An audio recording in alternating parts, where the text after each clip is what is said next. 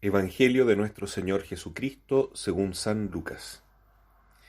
El Señor designó a otros 72 y los envió de dos en dos para que lo precedieran en todas las ciudades y sitios a donde él debía ir. Y les dijo: La cosecha es abundante, pero los trabajadores son pocos. Rueguen al dueño de los sembrados que envíe trabajadores para la cosecha. Vayan, yo los envío como a ovejas en medio de lobos. No lleven dinero, ni alforja, ni calzado, y no se detengan a saludar a nadie en el camino. Al entrar en una casa, digan primero: que descienda la paz sobre esta casa. Y si hay allí alguien digno de recibirla, esa paz reposará sobre él. De lo contrario, volverá a ustedes. Permanezcan en esa misma casa, comiendo y bebiendo de lo que haya, porque el que trabaja merece su salario. No vayan de casa en casa. En las ciudades donde entren y sean recibidos, coman lo que les sirvan. Curen a sus enfermos y digan a la gente: el reino de Dios está cerca de ustedes. Palabra del Señor.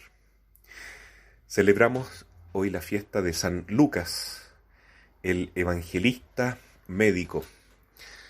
Se sabe por las cartas de San Pablo de que él era un médico.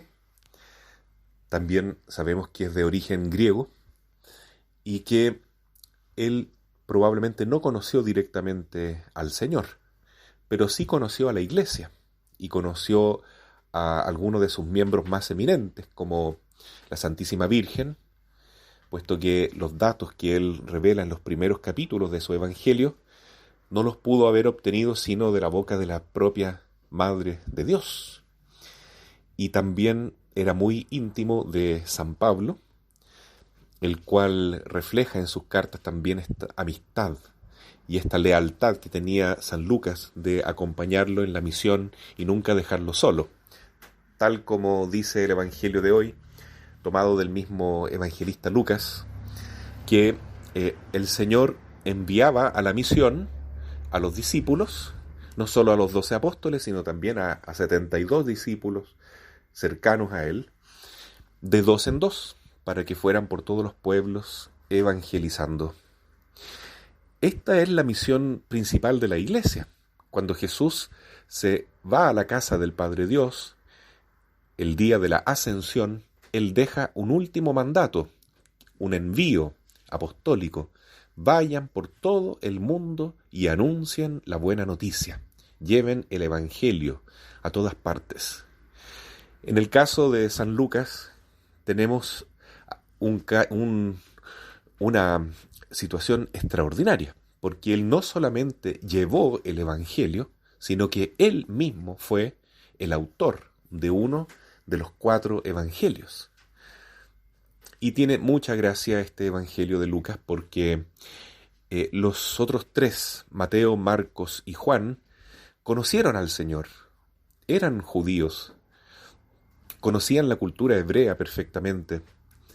En cambio, Lucas tuvo que informarse, tuvo que investigar como buen científico, y él entró como un santo de Dios en esta cultura profundamente, en la Biblia, en el Antiguo Testamento, en la historia de Cristo, hablando con las personas más cercanas a él. Y entonces así fue generando este fruto precioso de su vida, que fue el Santo Evangelio. Además, a él le debemos los Hechos de los Apóstoles. Qué maravilla este evangelista que nos refleja la dimensión más misericordiosa de Cristo. Es tan bonito el Evangelio de Lucas en ese sentido, cuando nos habla en el capítulo 15 de la misericordia del Padre Dios, reflejada en este padre que espera al hijo pródigo y que lo abraza cuando vuelve, que es pura misericordia con los pecadores, que viene a buscar a los enfermos, que se deshace de todo para venir a este mundo de la manera más humilde posible, naciendo en Belén. Por medio del anuncio del ángel sabemos que la Virgen María lo recibió en su seno, y ahí el Hijo de Dios encontró otro paraíso, dejó el paraíso celestial para encerrarse en el paraíso maternal, que es la Santísima Virgen. Todo eso lo sabemos por medio de este evangelista Lucas. Qué bendición tan grande. Gracias a Dios por San Lucas, que nos ha regalado estas noticias maravillosas que nos hacen tanto bien y que, bueno, es nuestra tarea, a todos los cristianos nos toca, comunicar, evangelizar. Cuando rezamos el Santo Rosario, debemos a San Lucas estas palabras.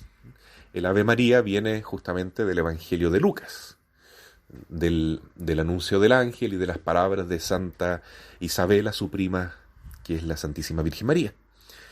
Entonces, es realmente algo muy bonito hoy recordar a este evangelista y darnos cuenta que lo que él pretende no es otra cosa que introducirnos en el misterio del amor de Dios, de la sabiduría de Dios, que es la palabra encarnada, Jesús nuestro Señor.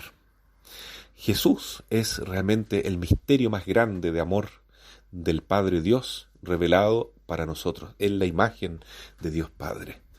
Y es también el camino que nos lleva al Padre Dios y que nos muestra cómo nosotros también podemos ser felices y realizarnos humanamente. Hoy en la mañana tuve la oportunidad de dar clases de filosofía en un colegio en tercero medio y una niña me preguntó si era bueno tener autoestima. Ella explicaba que para ella la autoestima era encerrarse en sí misma porque las demás personas le hacían daño, especialmente algunas en las cuales ella había confiado. Entonces era mejor deshacerse de ciertas amistades y crear barreras frente a los demás para encontrar la satisfacción en la compañía de sí mismo. Bueno, yo le dije que seguramente en una época de la vida, sobre todo en la adolescencia, cuando estamos despertando a descubrimientos impresionantes como la propia identidad, como lo que somos realmente, y se produce un desequilibrio en la personalidad muy grande y también una muy baja autoestima. Eso suele suceder, ese encerramiento en sí mismo, ese individualismo, pero no es bueno el individualismo, no es bueno quedar encerrado para siempre en el ego, ya sea por defensa propia, o ya sea por simple egoísmo, o ya sea por soberbia. ¿Y por qué no es bueno?, decía ella. Si el amor a sí mismo, el amor propio es lo más bonito que he encontrado yo. Yo creo que no es bueno exacerbar el amor propio. Es cierto que debemos amarnos en forma moderada a nosotros mismos y también al prójimo, porque nadie puede amar al prójimo si no se ama a sí mismo. Pero en primer lugar debemos amar a Dios. Debemos amar a Dios. Nosotros no decimos, Padre mío que estás en el cielo. Jesús nos enseñó que Dios es un Padre nuestro, la dimensión del nosotros, de que todos somos hermanos, que no somos rivales, que no somos enemigos, que podemos amarnos confiadamente unos a otros. Es posible porque Jesús vino al mundo. Es posible porque Jesús es el primero que se olvidó de sí mismo, se negó a sí mismo, se humilló a sí mismo, se nadificó, por decir así, ¿no es cierto? Se hizo nada, se hizo esclavo, se hizo hombre, se despojó de su condición, de su apariencia de Dios, como dice San Pablo en la carta a los Filipenses, para que nosotros pudiéramos encontrar la grandeza, la riqueza de su amor. Él lo dio todo por nosotros.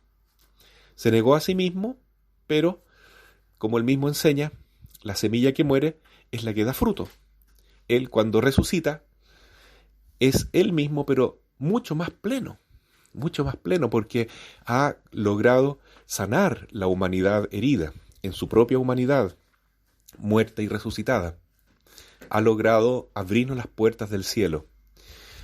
Ha logrado el Señor que pueda establecerse en la comunidad humana una iglesia, es decir, un cuerpo místico de Cristo, donde todos los que queremos formar parte de esta familia divina podemos sentirnos uno solo, como Cristo es uno con el Padre en el amor del Espíritu Santo.